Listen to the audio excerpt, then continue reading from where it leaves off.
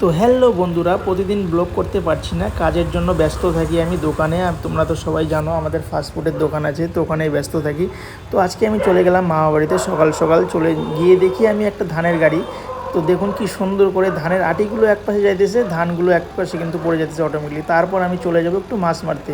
দেখুন কি সুন্দর লাগতেছে গ্রামের পরিবেশে। তারপর আমি চলে আসলাম মাছ মারতে। দেখুন ওই যে আমি মাছ মারতেছি, আমার ক্যামেরাম্যান ক্যামেরা করতেছে। তারপর বন্ধুরা দেখলাম যে ধানের ক্ষেতে কে যেন একটা লুকাইলো, কিছু না কিছু একটা তো ব্যাপার হবেই। তো আপনারা ভিডিওতে দেখতেই পারবেন কিসের জন্য বা কে বা আছে ওখানে।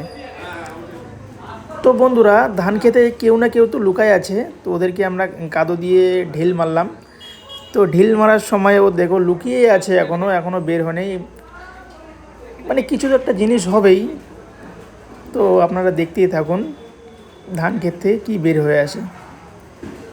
তো বন্ধুরা ও কিন্তু এখনও লুকাই আছে ধান ক্ষেতের ভিতরেই। তো বন্ধুরা দেখতে থাকুন, গ্রামের পরিবেশ অনেকটা ভালোই লাগে আমাদের। তো আমরা কিন্তু মামাবাড়িতে গেলে একটু এদিকে এদিকে ঘুরতেই থাকি। তো বন্ধুরা ফাইনালি দেখুন ধান ক্ষেত থেকে কে যেন একটা বেরিয়ে আসলো। তো বন্ধুরা আপনারা দেখতেই পারতেছেন ধান ক্ষেত থেকে দেখুন ওর অবস্থাটা কী হয়েছে, কাদো দিয়ে ঢিল মারার জন্য। মানে একটু দুষ্টুমি করছে ছেলেটা, তার জন্য আমরা একটু সাজা দিয়েছি দেখুন, তারপরেও হাসতেছে।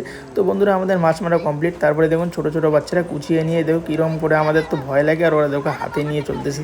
তো বন্ধুরা আজকের জন্য এতটুকুই ছোটো ব্লগ, তারপর নেক্সট ব্লগে দেখা হচ্ছে। Thank you.